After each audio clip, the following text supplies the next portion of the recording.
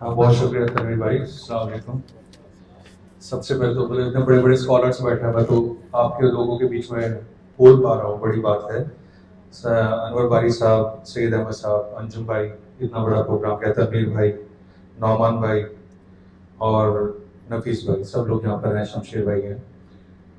Basically जो हमदान और Danish specially programme आपके लिए है ना, हम लोग आपकी वजह से यहाँ पे इकट्ठे हुए हैं और ये हमारी खुशकिस्मती है कि हम आपके लिए यहाँ पे सब लोग इकट्ठे हुए। आप सेंटर है आज अट्रैक्शन का। तो सबसे पहले तो बहुत बहुत आपके फ्यूचर के लिए ब्लेसिंग्स, जितनी दुआएं हम सब की तरफ से, सब लोग दुआ देने के लिए ही यहाँ पर आज आपके लिए इकट्ठे हुए।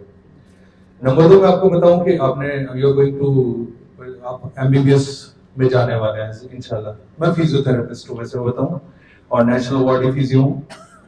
लेकिन तनवीर भाई ने कहा कि मैं मेडिकल के इर्द गिर्द बोलूँ, तो मैं फिजियोथेरेपिस्ट इसलिए हूँ क्योंकि मैं कलर ब्लाइंड हूँ।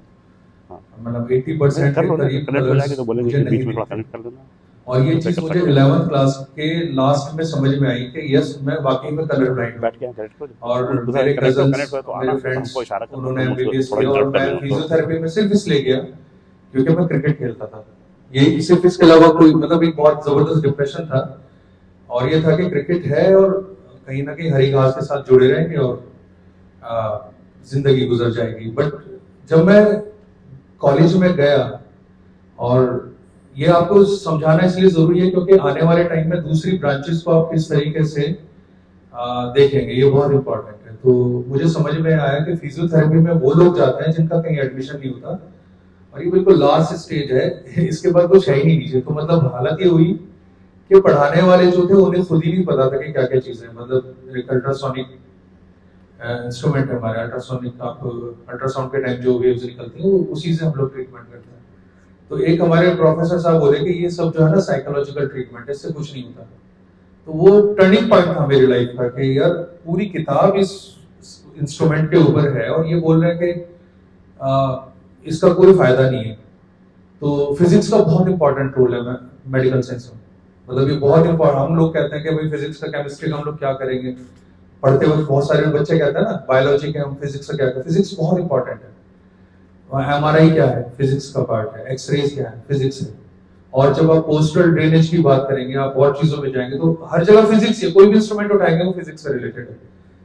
तो चीजें समझ में आनी शुरू हुई, देन इंटरेस्ट आना शुरू हुआ। तो समझ में ये आया कि मेडिकल साइंस की हर ब्रांच बहुत इंपॉर्टेंट है, चाहे वो फिजियोथेरेपी ही क्यों ना हो।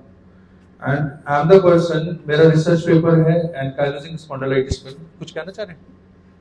अच्छा, एंकाइलोजिंग स्पॉन्डिलाइटिस आप पढ़ेंगे आने वाले में, that is a rarest disease, और उसमें ये HLA-B 27 तारिक भाई, डॉक्टर कदीर, एक मिनट, डॉक्टर कदीर साहब कुछ बात अपनी रखना चाह रहे हैं यहाँ पे। डॉक्टर साहब अस्सलाम वालेकुम, यहाँ सब लोग इस प्रोग्राम में हैं और माशाल्लाह हमदान और दानिश के एजाज में जो है ये प्रोग्राम रखा गया है, और इनके पेरेंट्स भी हैं यहाँ, अलीगढ़ के कुछ लोग हैं हमारे।